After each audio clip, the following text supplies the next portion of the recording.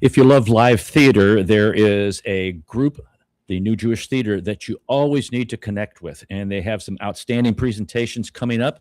And also, they've won multiple awards. We're here to talk to one of the directors today.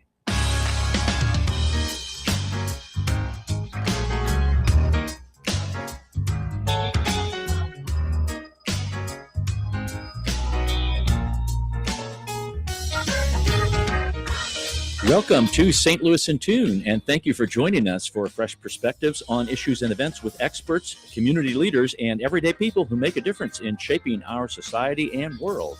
I'm Arnold Stricker, along with co-host Mark Langston. Mark, were you able to traverse the Le Mans Spire Grand Avenue detours today? Oh my God. For those of you that don't drive Grand, it's a mess. Don't drive it. It's crazy. It's amazing. Well, they were back in the neighborhoods right over here. I guess they'd call it, what they call it, east of Grand. The neighborhoods there, They had them all torn up for a long time. They just digging for fun. I don't know what they're doing. And now they're on Grand, and it's a snake. It's really a snake. It is. You go left. And even right. past when you go down into the stores and the shops down there, it gets even worse. Oh, yeah. Imagine what the shop owners think about I was going to say, you'd probably be a little upset, ticked off, really mad. You got any other descriptors there, Mark? There's probably a few, but it's a family show. So. Well, we're glad that you made it, folks, to join us. We want to thank our sponsor, Better Rate Mortgage, for their support of the show. You can listen to previous shows at stlintune.com, where you can follow us and leave a review. Our thought to ponder today is the School of Life offers some difficult courses, but it is in the difficult class that one learns the most. The School of Life offers some difficult courses, but it is in the difficult class that one learns the most. That was Corrie ten Boom. She was an individual. She was actually a female watchmaker in the Netherlands, and her family, they helped a lot of Jewish refugees out of Germany, and she got caught, and she went to Ravensbrück concentration camp and ended up back here in the States after the war. Wow. Very interesting woman. She learned a lot in the School of Life in those difficult classes. Yeah, I don't know what to say. It's terrible. It's just so terrible on so many levels. Well, but I think a lot of people don't want to go through the difficult portions of life. They want life to be easy. Yeah. Well, we can't forget, though. I worry that we forget. Sometimes we forget where we've been, what we went through, what we suffered.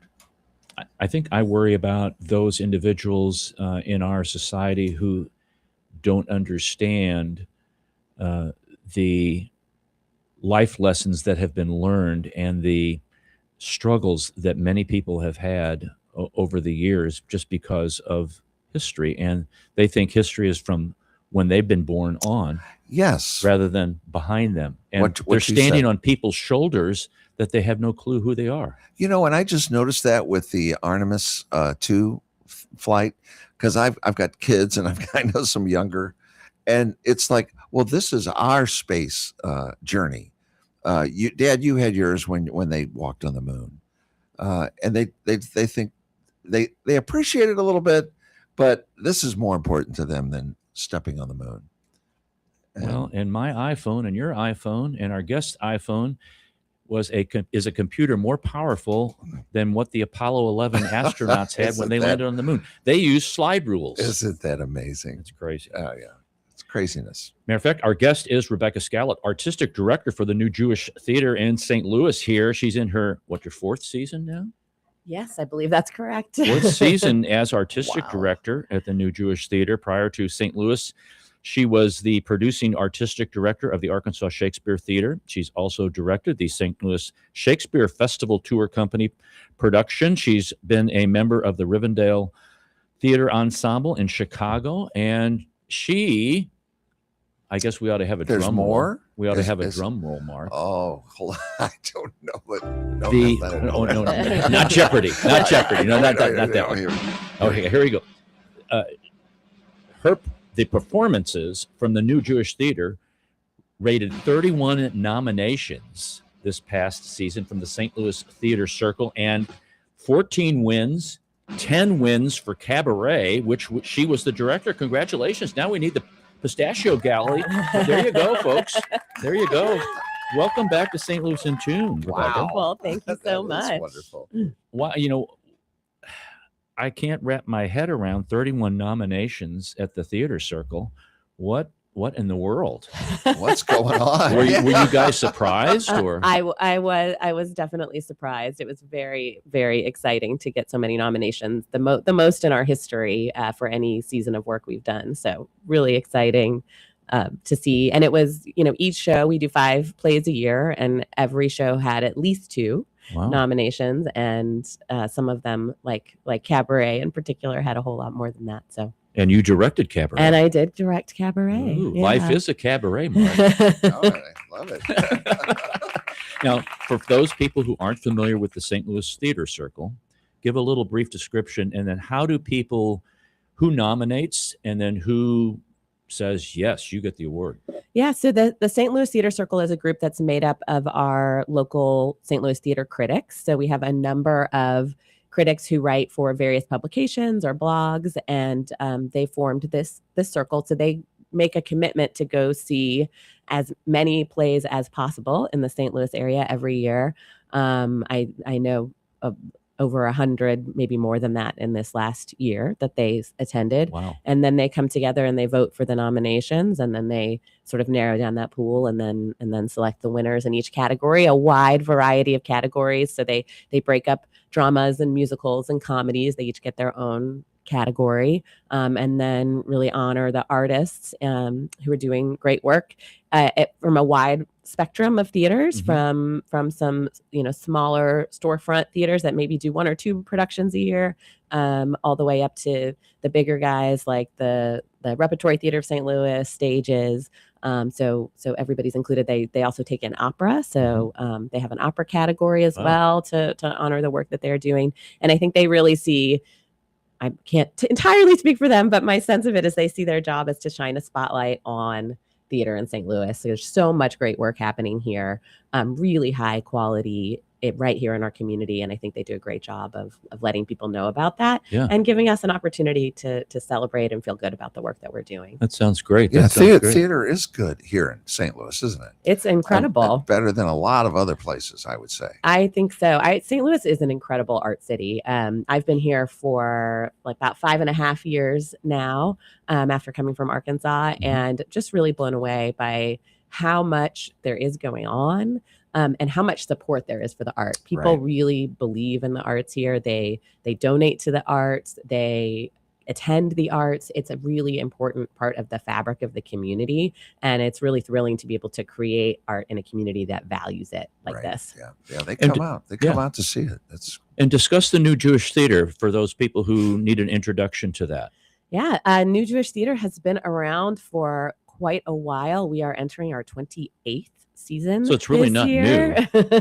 No, it was when it was founded. It was the new was to sort of separate it from, like, this is not your grandmother's Jewish theater. So It's not the Yiddish theater. It's new plays, right? Oy vey. Yeah, oy vey, indeed. So that's kind of that's the new. It's but yes, no longer new. We've been around the block a few times. I've been there. Yeah. So is it the old old Jewish theater in St. Louis now? I don't know. I don't know that I want to be called the old Jewish theater. Okay, But yeah, I'm still relatively new in the position, but it's been great to inherit a theater that has such a wonderful pedigree, and even before I came along, known for some really outstanding productions. We're a small company. We work in a black box theater, so nobody is more than like 15 feet away from the stage at any given time. We change up our configuration for each performance, so it looks different every time you come, and we can provide a real intimacy with the actors and with the material that I think you don't get in a larger venue. That makes us really unique and cool. And performances are where? We perform at the Jewish Community Center in Creve Coeur, the Steinberg Family Campus, and we have as I said, a lovely black box theater that's built into the community center there.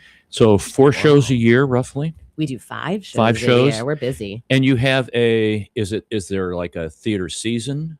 Yes. Yeah, we do. We offer a subscription package. We run like on the calendar year. So we're getting ready to kick off our first show of the year now. Mhm. And then we'll run all the way through December, through the summer with 5 different productions. Okay. Wow. And you're involved with, I'm getting ahead of myself. Yeah. Let's go back to Cabaret. Okay. How big is the audience? Can I ask? Good question. Yeah. Sure. It depends on how we set up the theater. Right. It can What's your change, biggest, though? but like we max out about 125, 130. That is intimate.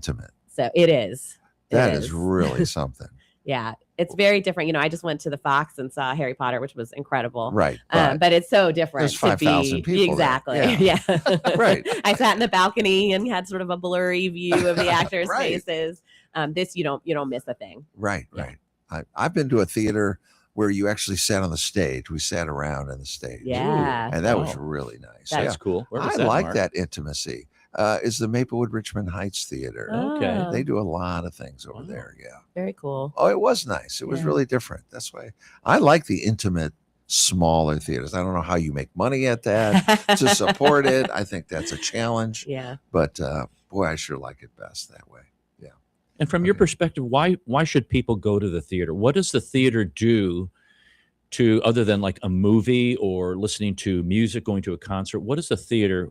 What's the draw for that? I mean, I think you can't really replicate that live experience of watching people right in front of you in our theater, like right next to you, going through an emotional experience, watching them,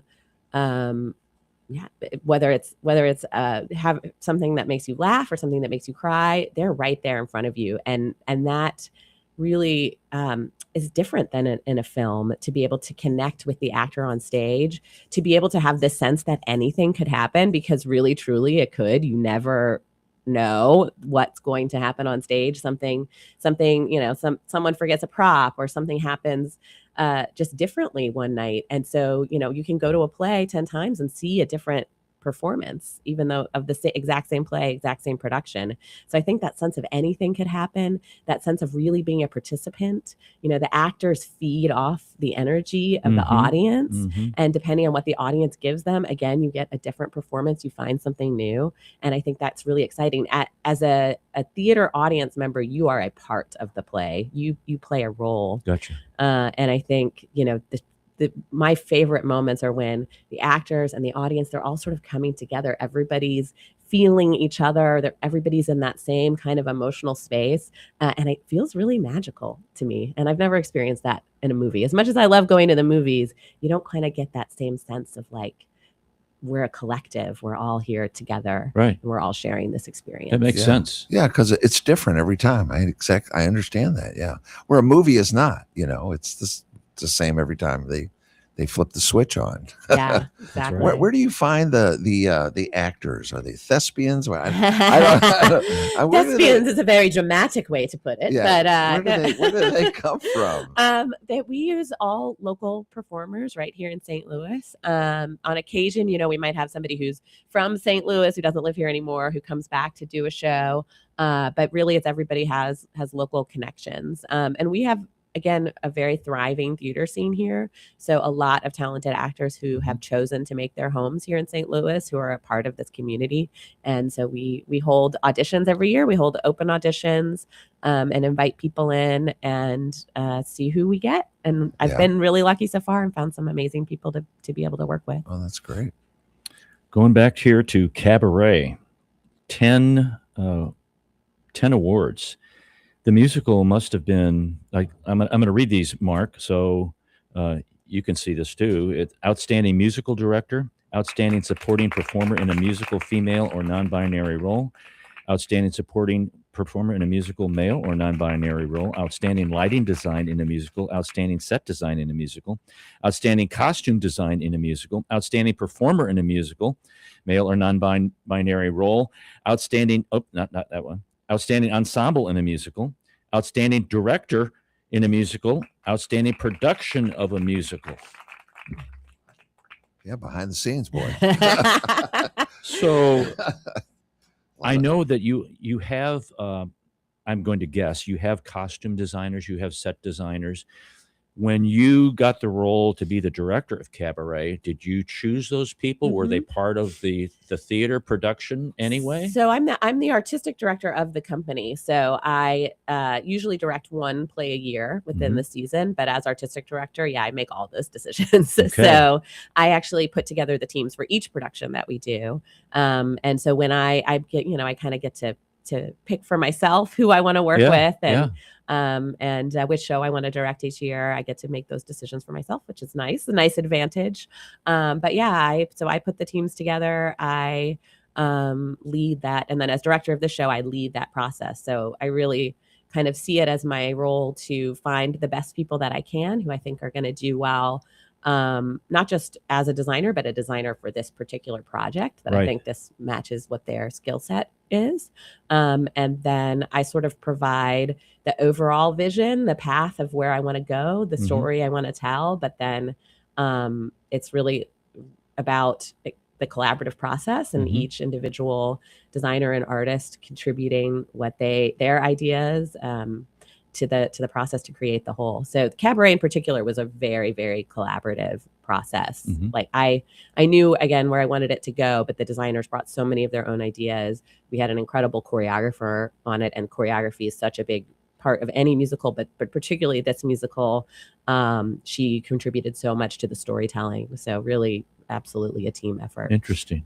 This is Arnold Stricker with Mark Langston of St. Louis in Tune. We're talking to Rebecca Scallett about the New Jewish Theater and her directing awards for Cabaret. And we're also going to get into her next direction, which is for Prayer of the French Republic.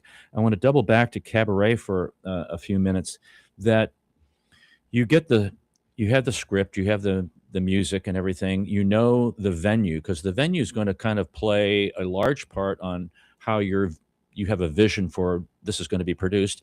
And then you have the movie and other performances that people have in their mind about quote unquote how it should be or how I think it is, because I've seen it that way.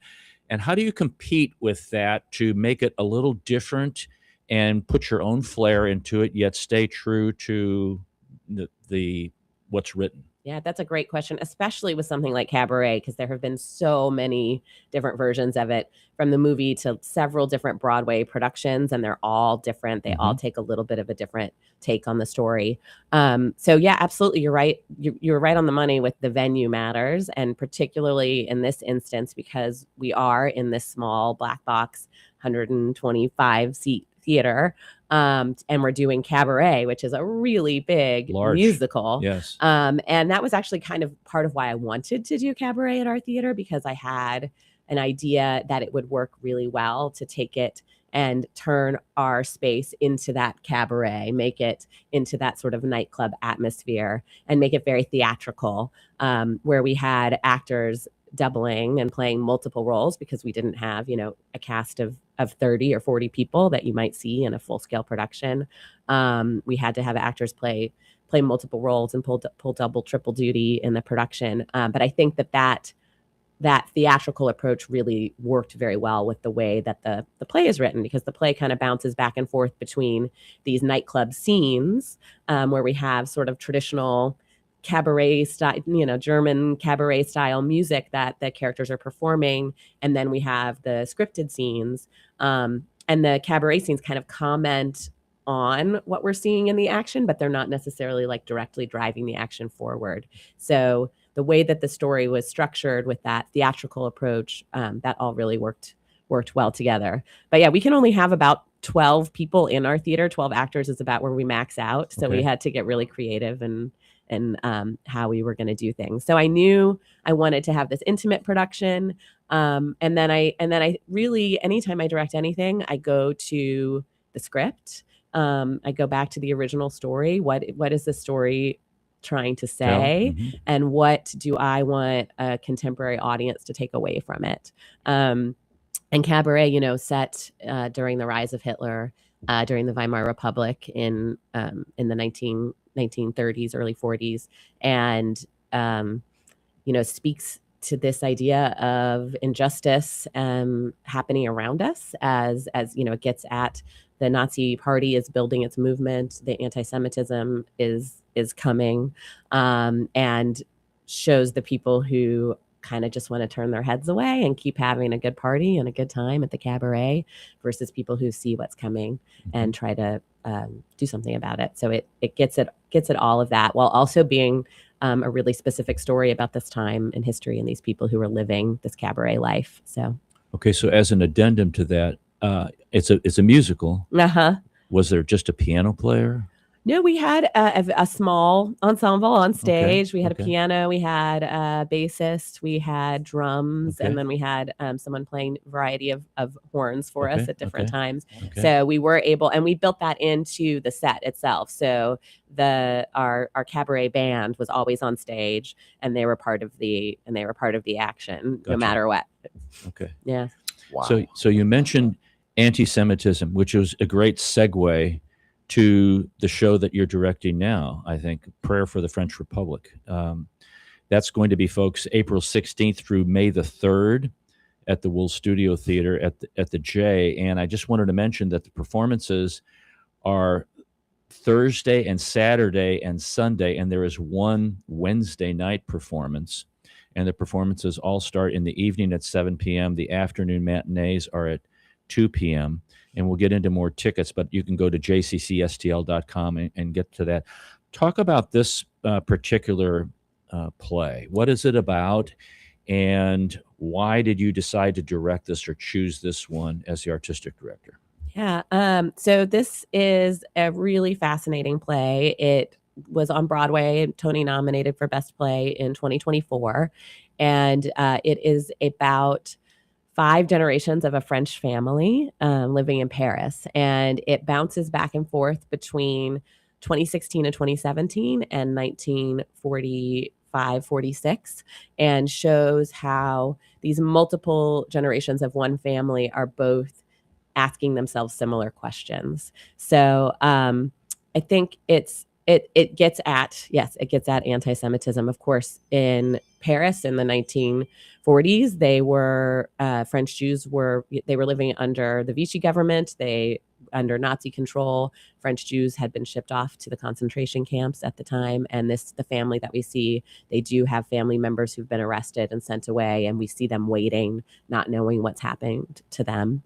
The contemporary family in 2016, this is an interesting thing that I learned, is that was a time of a huge spike in anti-Semitism in Paris. If you remember the Charlie Hebdo killing with the magazine there, Right. and part of that, like immediately after those people went and committed murder at the magazine, they went to a kosher supermarket right afterwards, and they just gunned people down in this kosher supermarket, and that was on top of a lot of other violent events against Jews in Paris. It was really rising. And so that year saw the most number of French Jews ever leave to move to Israel.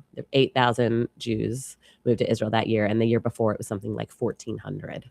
So the playwright, who has French ancestry and had spent a lot of time in France and really loved it, saw this statistic and was really intrigued by it and wanted to know why these French families were choosing to leave. What was it that made them make that decision to leave? And so the play really dives into that question. It dives into French Jewish history. There's a huge, fascinating, long Jewish history in France, going, dating back hundreds, thousands of years, and French Jews with a long time considering themselves to be being some of the luckiest Jews, because France has always taken pretty good care of them. Napoleon gave French Jews rights. They were the first to have like citizenship rights in Europe, and that's long been a point of pride for them. And so you see them being really connected to France, and so he was wondering, how did these people with such deep roots, who feel so deeply connected, what is the thing that makes them decide to leave? And so he looks at that in this question of this family of they themselves are facing some anti-Semitism. They have a son who has decided to be more open with his Jewishness, who wears a kippah. When he goes out, he gets beaten up. And that's sort of the triggering event for them to start asking themselves these questions. And then it compares that to this 1940s family where they didn't leave. they saw this rising tide and they stayed, Mm. and you see what happened to their family. So it asks a lot of tough questions. It doesn't provide a lot of easy answers. It gives a lot of really interesting history, and I hope is something that people can really relate to and understand and maybe learn something from. It's kind of, as we were talking, Mark, at the first part, it gives history that helps people think about where they are today. Yeah, very good. Yeah, exactly. I don't know what else I can offer, but yes, that's true. It does make people think. They're not just an entertainment, goes a little bit deeper than that. Yeah. How do you choose some of these? I mean, there's a lot of plays out there. Yeah. Do you have a process to do this? I do. Yeah. I sort of keep an eye on what everybody's doing across the country. We're the New Jewish Theater. Our mission is to do plays that are about the Jewish experience. We also just celebrate the contributions of Jewish writers to the theater. So I'm always on the lookout for plays that might speak to a Jewish community or have a Jewish theme. Mm-hmm. And so this one, was getting a lot of attention. It was a high profile production on Broadway. And I knew that it was something when I read it, I knew it was something that I thought would really be meaningful to the community. It was meaningful to me personally. I had a very emotional response reading the play, and I thought I just need to share this with people. But yeah, so I read a lot of plays. I read the New York Times and look at reviews. I see what other theater companies are doing, travel to see plays when I can. And then I also do have a committee. We have a great group of volunteers at the J who also help read scripts. So I might find a script, or sometimes playwrights send me scripts, and I'll read them myself or have the committee read them and give me feedback on it, and we talk about it. But so it's always developing. It sounds like it's something that's always ongoing. Yes, it's sort of like it's like a regular process of always on the lookout, always thinking in the back of my brain of, oh, there's this play, and there's plays that I might want to do, like Cabaret, something I wanted to do for a long, long time, and then it was sort of about finding just the right time and the right moment. And, we do 5 plays a year. So I'm putting together a whole season, and I want to think about variety in that season. So this play, it sounds very heavy. It's also very funny. I want to point out, it's not just a downer. That's good. That's good to hear. There's a lot of humor in it. And the playwright Joshua Harmon actually is known for his comedies. He primarily writes comedies. And so he's imbued this play with a lot of humor. But it is a more serious subject matter, obviously. Right. And then, the next play we're doing is more of a pure comedy. We'll have a musical at the end of the season. So I really try to have a wide variety, and that's part of something I'm looking forward to make sure that I hope people will come and see everything that we do, and I want them to have a complete experience when they do. Well, yeah, and we're going to take a brief break because you have some special production experiences with this particular performance coming up. And we'll come back and talk about that because those are very unique, folks, and you may want to participate with those. This is Arnold Stricker with Mark Langston of St. Louis in Tune. We'll be right back.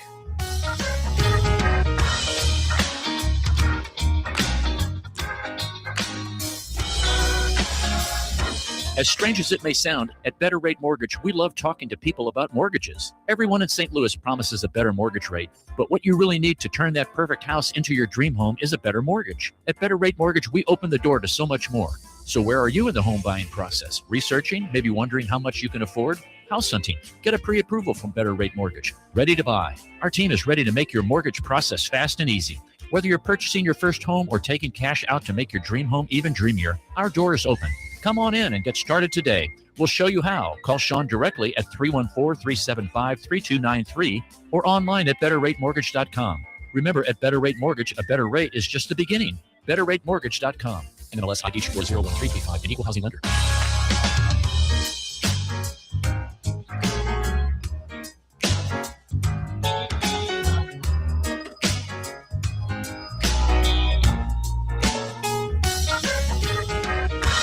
Back to St. Louis in Tune. This is Arnold Stricker with Mark Langston. We're talking with Rebecca Scallett about the Prayer for the French Republic, which is by Josh Harmon. It will take place April 16th through May the 3rd at the Jay's Wool Studio Theater. And folks, write this down. If you're driving, don't do this. Just remember to look at the podcast where I'll list these things.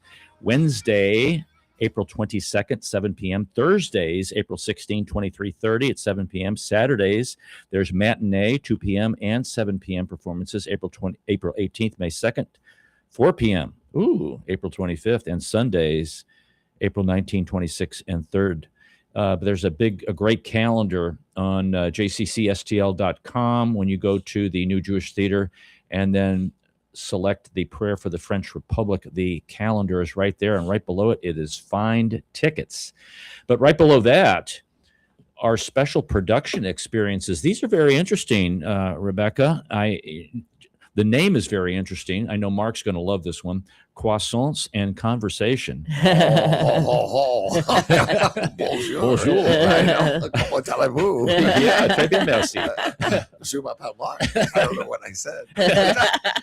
We've got, these are selected dates and selected times, and who's coming, what are they doing?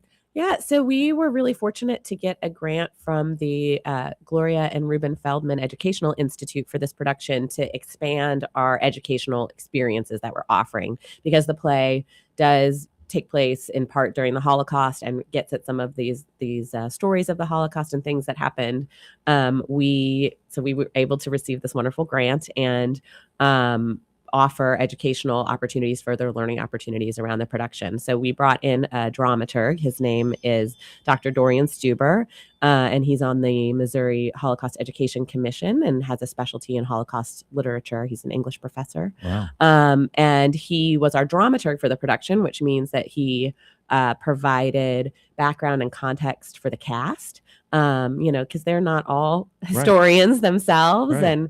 and sort of you kind of need a crash course in history to really understand who these people are and where they came from, and all this French Jewish history and Holocaust history for this production. So he did that for our rehearsal process, and then also as part of this, he is offering a couple of other events. So Croissants and Conversation is one of them that takes place at the Kaplan Feldman Holocaust Museum, and that is going to be a brief history of Jews in France, the little things we touched on. He'll talk about in more detail, but with an emphasis too on our St. Louis connections to French Jews. So quite a few survivors in St. Louis came from France. And so he's been doing some research on them and is going to tell some of those stories of the people who fled France to come to the United States and ended up in St. Louis. So we'll Interesting. have that connection. That's no April the idea. 23rd at 2 p.m. to 3:30 p.m. And is that free at the Kaplan Feldman? That is free at the Kaplan Feldman. Yes. And Okay. there's a registration link on our website. And Okay. croissants will be. And croissants will be served. I Yes. am a Yeah. croissant. I love croissants. There's nothing better than waking up in Paris in the morning and smelling croissants being made. Oh, Oh. croissants. Okay. And then going down, Oh, okay. and then going down to the little cafe and How do you getting know some and a this? cup of coffee. Have you been to France? Yes. Oh, Cafe au lait is my favorite. yeah. Delicious. I'm jealous of both of Just you. sit around and watch Gosh people walk. darn it. Oh, yeah. It is. It's pretty amazing. Then Stop you do it, you right? do Yeah, just You cut need it to out. go. You need to go. you should Sure. you'd love it, Mark. I would. You do another one, Stages and Stories. Yes, that's an event we're doing. We're partnering with Nishma, which is a women's group also at the J. And I will be talking with Nancy Lisker, who's the head of the American Jewish Committee. And we're going to talk about how these issues that we see in the play relate to things that are going on for people today, relating it back to what's happening now in America with hatred against Jews, and also from the perspective, from the women's perspective, one of the main characters of the play is the mom whose son is the one who's beaten up that I referenced earlier, and what it is to be a mother in that situation and to worry for your child, and what's that balance of wanting them to have pride and confidence in their identity, but also fear for their safety. So we'll be talking about all of those issues at that event. And that is April the 28th from 6 o'clock to 8 p.m. at the J, at the Arts and Education Building.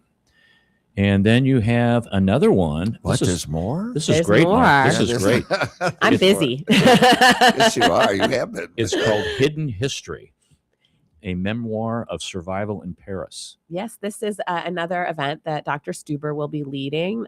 It's based on a memoir by a woman named Sarah Kaufman, who was a philosopher, and she wrote this book that was about her personal experience hiding from the Nazis in Paris during World War II. Wow, that'd So be cool. she was hidden by different people and moved from home to home, and it gets it. So it's kind of similar to our family because we have the two grandparents in the story who stay hidden throughout the war as other people were taken.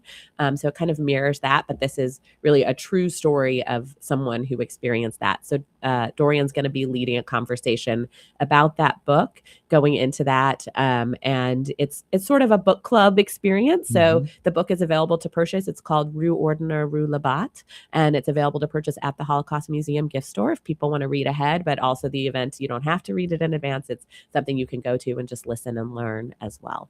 And that is April the 29th from 7 to 8:30 at the Arts and Education Building at the Steinberg Family Complex. Kind of moving all around at the J, aren't you? Yeah, it's kind of a neat thing being a theater at a community center because we have all these different resources and different programs that the community center does.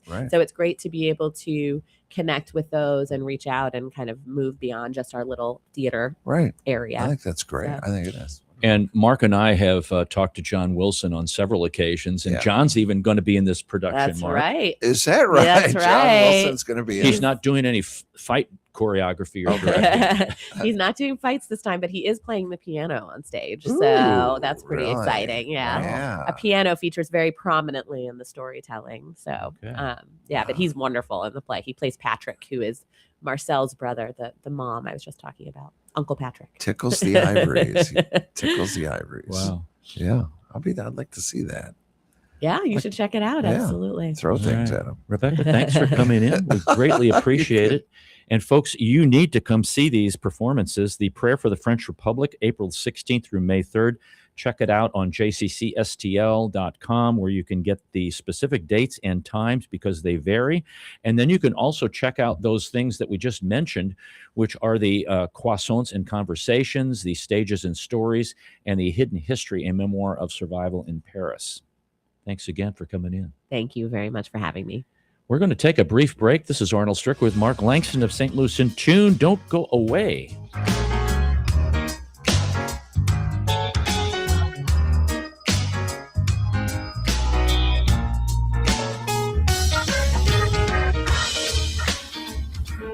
This is Arnold Stricker of St. Louis in Tune on behalf of the Dred Scott Heritage Foundation. In 1857, the Dred Scott decision was a major legal event and catalyst that contributed to the Civil War. The decision declared that Dred Scott could not be free because he was not a citizen.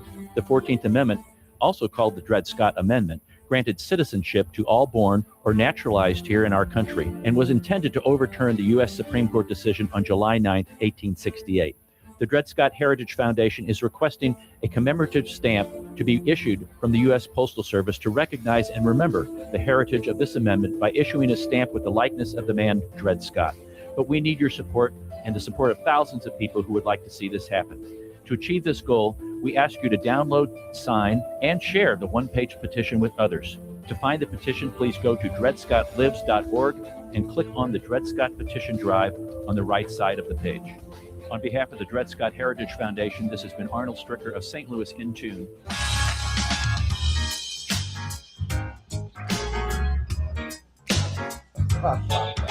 Sorry. What are you laughing at? You must have read something I did. that tickled your ivories there. Yeah.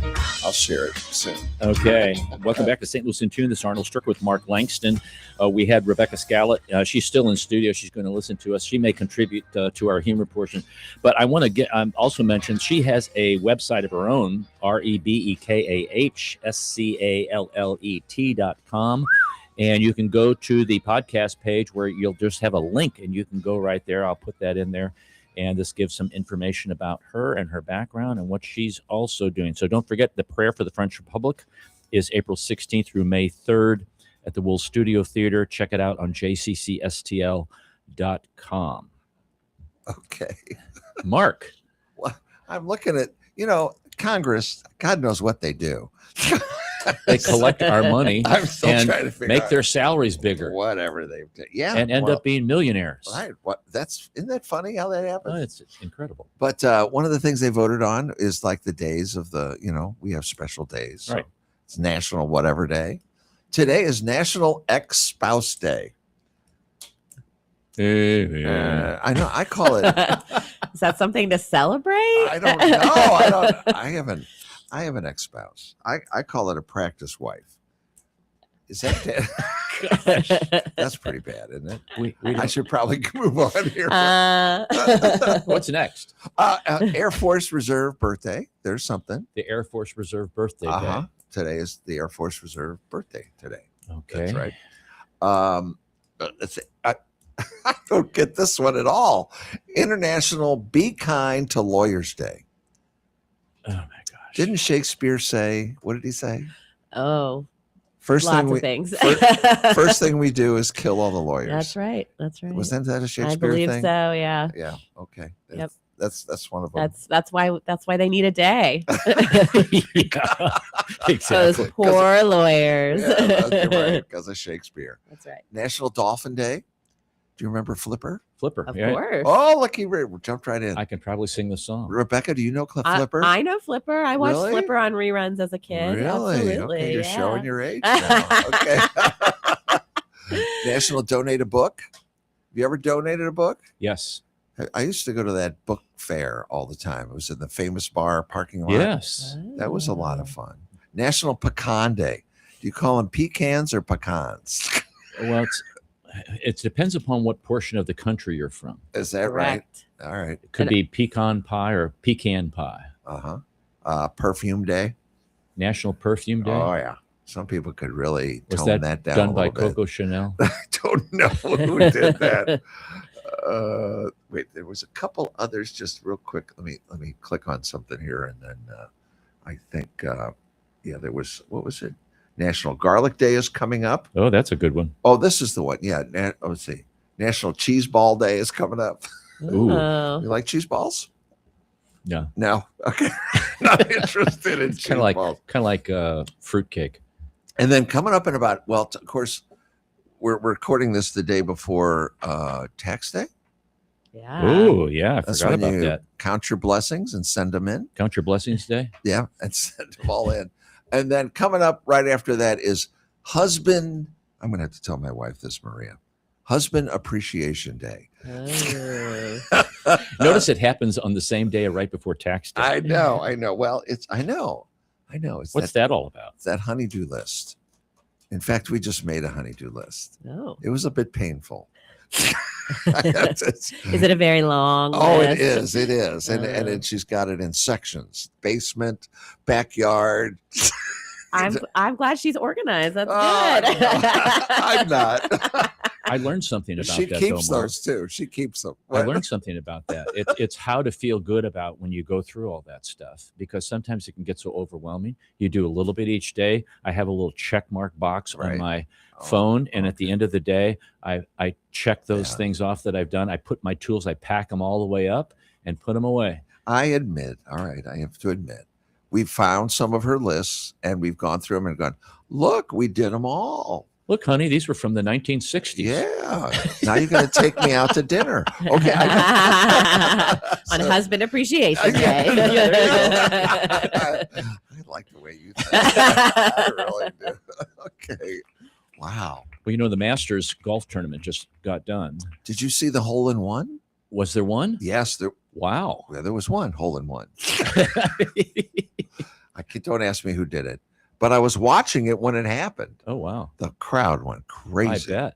Oh, I couldn't believe it. The guy couldn't believe it that did it.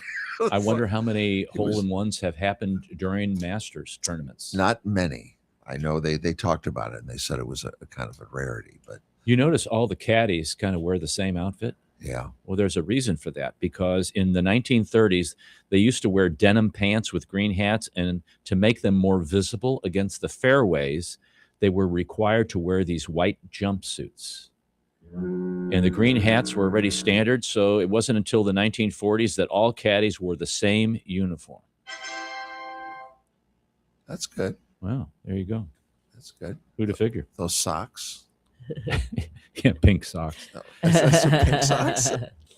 So, Mark, I hate it when cashiers feel the need to check whether my money is real. If I could counterfeit money, I wouldn't be at Dollar Tree. Isn't that's true? That's see true. here. You'd be buying a plane ticket Where'd somewhere. that other one go? He'll get to it. The other one went away. Where did it go? It was a really, really good one. Oh, here it is.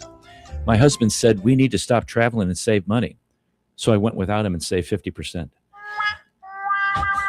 That's for National I like Husband's that Day. one. National Husband's Day. There That's you go. right.